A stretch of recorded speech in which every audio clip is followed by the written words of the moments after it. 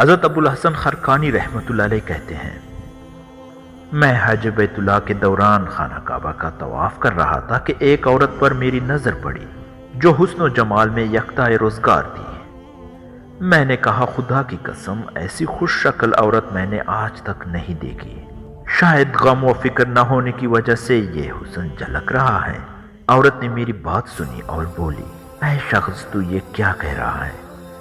ذرا دل تام کر میرے غم کی کہانی سن اور دیکھ کون اس غم میں میرا شریک ہو سکتا ہے۔ میرے شوہر نے ایک بکری ذبح کی۔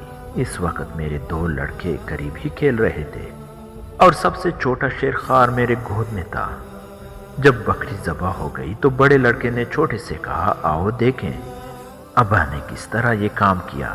یہ کہہ کر چھوٹے کو صحن میں لے گیا اور اسے زمین پر لیٹا کر گلے پر چھری پھیر دی۔ بعد میں خوف سے پہاڑ پر بھاگ نکلا، وہاں اسے بھیڑیا نے پاڑ ڈالا۔ شوہر اس کی تلاش میں گیا اور پھر لوٹ کر نہ آیا۔ وہ پیاس کی شدت سے تڑپ تڑپ کر وہیں مر گیا۔ ادھر جب چھوٹا لڑکا ذبح کر دیا گیا تو میں گود کے بچے کو چولہے کے پاس چھوڑ کر صحن کی طرف بھاگی۔ شیرخوار بیٹے نے چولہے پر رکھی گرم گرم ہانڈی اپنے اوپر انڈیل لی اور جل کر مر گیا۔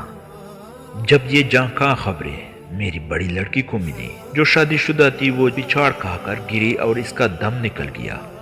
اب بتا، ان غموں سے زیادہ اور کیا غم کسی نے دیکھا ہوگا؟ لیکن میں نے صبر کیا کہ جو ہوا وہ خدا کی مرضی سے ہوا ہے، اس میں کسی انسان کا دخل نہیں۔ ابو الحسن رحمۃ اللہ علیہ کہتے ہیں کہ درس صبر اور رضائے الہی میں خوش رہنا میں نے اس عورت سے سیکھا۔